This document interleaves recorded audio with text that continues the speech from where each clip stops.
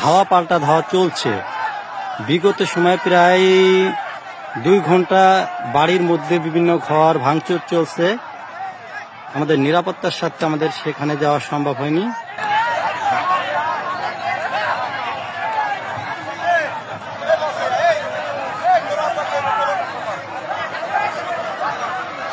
নুনু মাতব্বরের দল বনাম আজাদ খন্দকারের দল ধাওয়া পাল্টা ধাওয়া চলছে। ইট পাটকেল মারামারি হচ্ছে, হয়তোবা ভিডিওতে ইটগুলো দেখা যাচ্ছে না, ইট ছুটছে।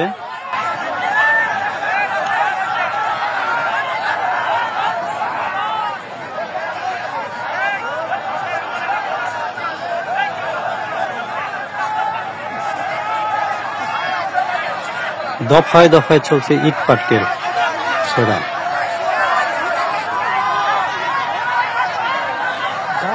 ডাল